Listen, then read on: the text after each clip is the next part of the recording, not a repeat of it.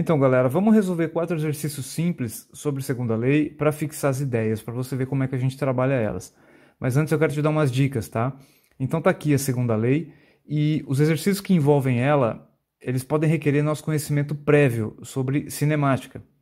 Por exemplo, existem algumas maneiras de a gente calcular a aceleração, né? Se ela for constante, a gente pode utilizar aquelas 3 equações de movimento que a gente já aprendeu. A gente também pode utilizar os gráficos da cinemática. Lembra deles, né? Então os exercícios vão ter muitas variações, pode ter muita informação ali antes de chegar na segunda lei. Outra dica é com relação ao lado esquerdo da equação, a força resultante. Essa força é a resultante da soma de todas as forças sobre o corpo. Nunca se esqueça disso, hein? É a força resultante que entra na segunda lei. Além disso tudo, essa é uma equação vetorial. Isso quer dizer que você pode projetar tanto a força resultante quanto a aceleração nos eixos coordenados. E trabalhar independentemente. Você pode escrever uma segunda lei para cada eixo e uma segunda lei para a força resultante e para a aceleração. Lembrando sempre que você pode aplicar o teorema de Pitágoras para descobrir o módulo dessas coisas todas aí, das projeções e dos vetores. Vamos fixar as ideias aqui então. Exercício 1. Calcule a força resultante que atuou sobre um automóvel de massa 1000 kg. Aqui está a massa do bicho. Quando ele alterou sua velocidade de 12 metros por segundo, velocidade inicial, para 20 metros por segundo, velocidade final, no intervalo de 4 segundos. Tá? Esse aqui é o tempo final, ou a variação de tempo, certo? Olha quanta informação ele me deu. E ele quer calcular a força resultante. Metade desse exercício é cinemática. De cara, para calcular a força resultante, você recorre à segunda lei de Newton. Você quer calcular a força resultante, a massa você tem, mas falta a aceleração. Que informações te permitem calcular a aceleração, velocidade e tempo? Considerando uma aceleração constante, a gente pode aplicar a fórmula da velocidade, né, cara? V igual a V0 mais A vezes o tempo. Substituindo valores, velocidade inicial 12, velocidade final 20, o tempo em 4 segundos. Fazendo essa conta, eu vou ter uma aceleração de 2 metros por segundo ao quadrado. Terminando a conta, força resultante igual a massa, 1000 vezes 2. Força resultante, 2000 newtons aplicados nesse veículo, fazendo ele mudar a velocidade. Beleza? E você poderia me dizer, mas essa equação é uma equação vetorial, certo? Você trabalhou em cima de qual eixo para fazer essas contas? Essa é uma consideração que a gente fez a priori. A minha consideração é que o automóvel estava viajando numa estrada reta e essa força atuou ao longo do eixo X, por exemplo. A gente calculou o módulo dela. Como o exercício não nos forneceu nenhuma outra informação a respeito disso, eu posso fazer essas considerações. Vamos olhar mais uma que envolve cinemática, então. Após arremessar uma bola de boliche com velocidade de 10 metros por segundo, essa aqui é a minha velocidade inicial, beleza? Percebe-se que a bola desliza por 25 metros antes de parar. Aqui eu tenho agora o deslocamento total da bola e essa informação, parar, significa que no final sua velocidade é igual a zero. Se a massa da bola é de 12 kg, aqui está a massa da bola, calcule a força de atrito aplicada na bola durante o percurso. Tem algumas considerações escondidas aqui. Eu vou considerar superfície horizontal e reta, a minha bola de boliche arremessada para a direita, inicialmente com uma velocidade de 10 metros por segundo, e ela vai deslizar por esse plano horizontal. Posição final da bola seria alguma coisa aqui, com velocidade zero. Aqui ela parou. Durante todo o percurso da bola, o exercício nos diz que uma força de atrito atuou sobre ela. Essa força de atrito é contrária ao movimento. Porque se a bola pisa no freio, necessariamente uma aceleração contrária ao movimento deve existir também. Aqui nós vamos considerar que a força resultante sobre a bola é a própria força de atrito. Ou seja, é a única força que está causando essa aceleração contrária ao movimento, beleza? Então, se a gente usar a segunda lei de Newton, a gente vai descobrir o módulo da força de atrito. E de novo a gente precisa calcular a aceleração. Com as informações que eu tenho no enunciado, eu vou aplicar a equação de Torricelli.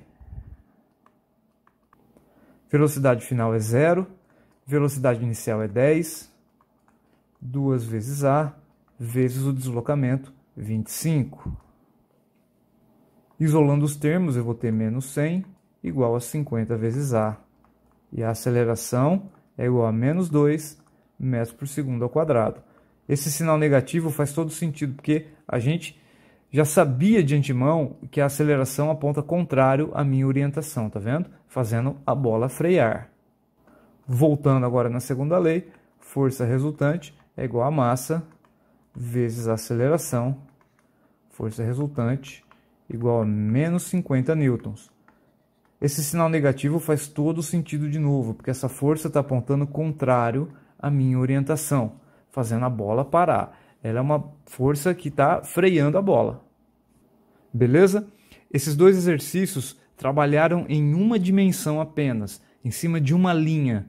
O cara ou vai para frente ou vai para trás. Vamos trabalhar em duas dimensões. Esse objeto ele pode andar sobre o plano, para cima e para baixo, para frente e para trás, beleza? Então, sobre o bloco atuam duas forças, como na figura. A massa do bloco é 20 kg. Determine a aceleração desse cara.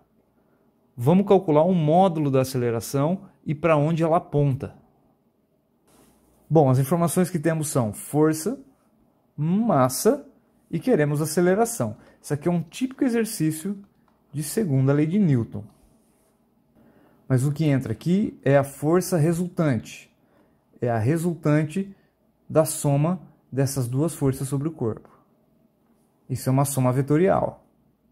Ou seja, recorta um vetor, coloca na cabeça do outro, e a minha resultante aponta para algum lugar nessa direção.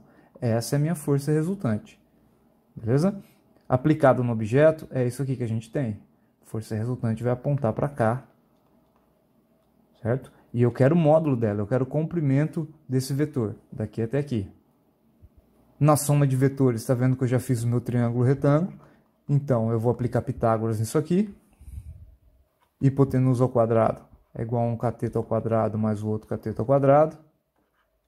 Isso aqui é um quadrado. Então, a força resultante é igual a 50 newtons, faz a conta aí. E o que a gente calculou aqui? A gente calculou o módulo da aceleração, o comprimento do vetor. Pela segunda lei de Newton, o vetor aceleração aponta na mesma direção e sentido da força resultante. Esse aqui é o vetor aceleração e isso aqui é o módulo dele. Legal? E aí, você não vai deixar assim, né? Você precisa saber exatamente para onde está apontando esse vetor A. Como é que você faz? Você descobre o ângulo que esses vetores estão inclinados. Vamos chamar isso aqui de ângulo θ. Tá vendo aqui? Esse ângulo θ é o mesmo ângulo desse triângulo retângulo aqui, ó, tá vendo? Esse aqui é meu ângulo θ.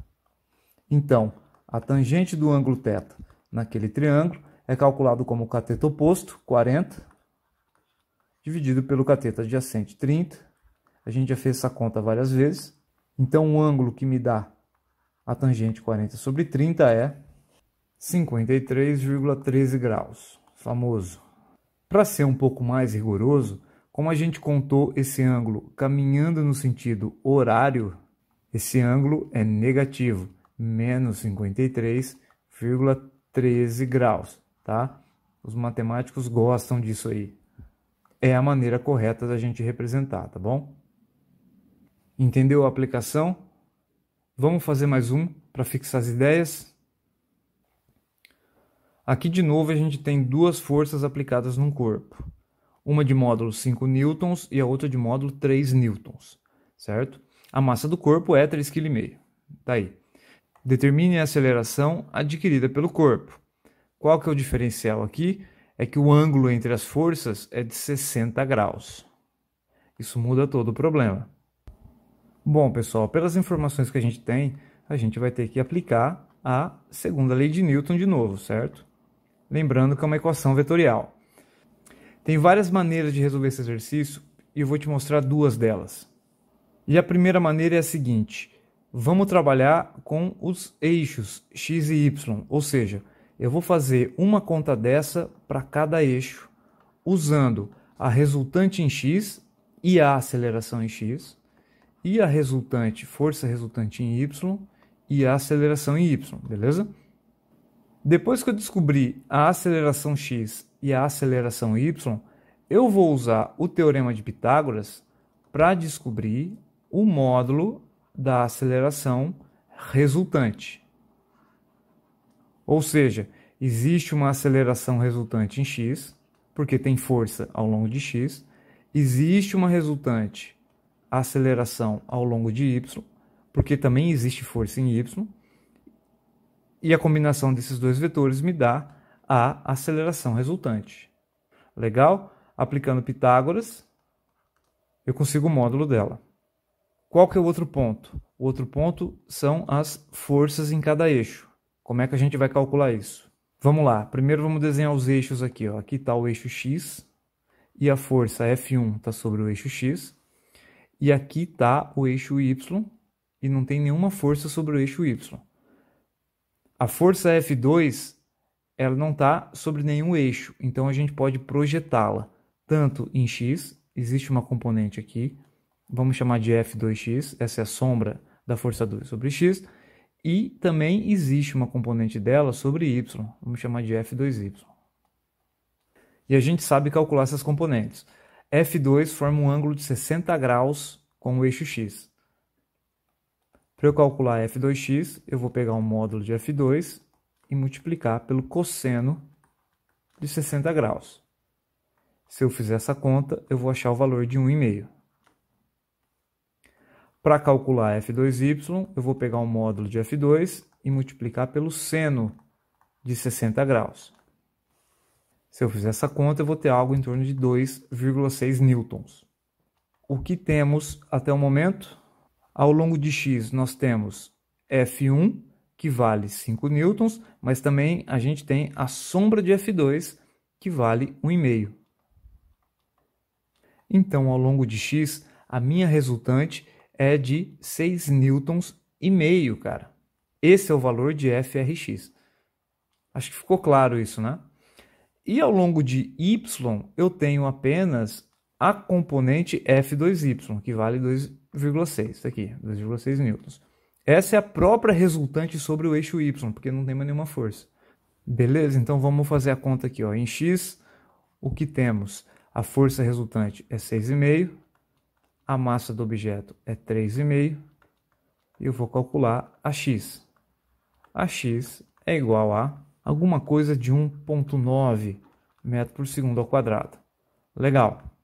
Agora em y, eu vou aplicar a segunda lei em y, a minha resultante é 2,6, a massa do objeto é 3,5, vamos descobrir a y, então a y é igual a alguma coisa próximo de 0,7 metros por segundo ao quadrado.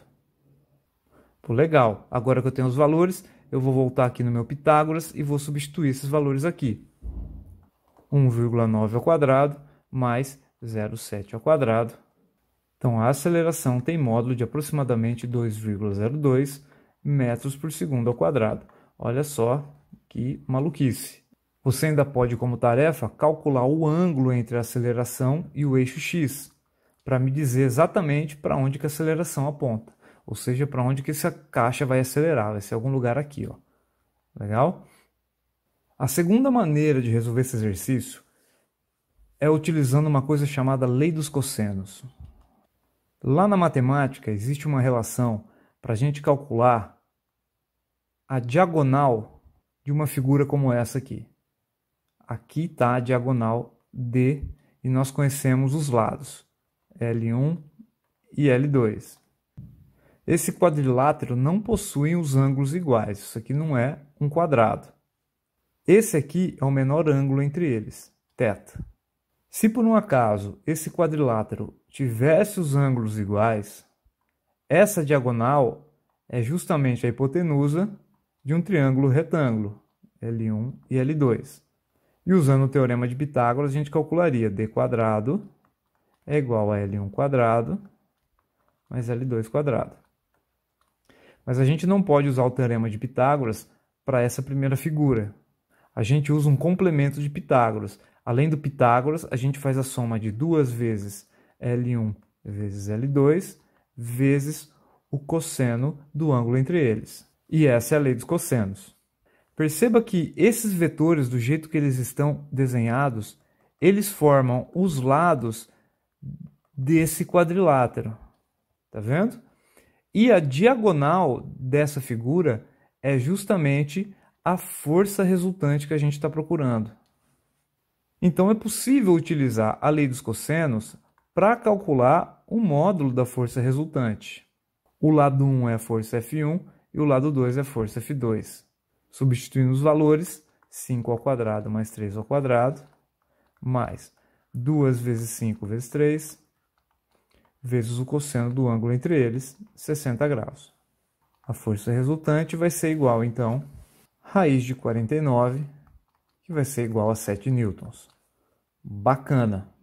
Agora, aplicando a segunda lei, força resultante é igual a massa vezes aceleração. Aqui já vai sair direto a aceleração resultante. 7 é igual a 3,5 vezes A. Então, A é igual a 2 metros por segundo ao quadrado. Certo? Igual a resposta que a gente tinha anteriormente. Anteriormente, a resposta deu 2,02 por causa das aproximações que eu fiz quando eu estava calculando o seno de 60 graus. Legal? Então fica aí a dica para vocês. Aqui é inevitável que apareça decomposição de vetores, então tenha essas coisas em mente, beleza? Um grande abraço.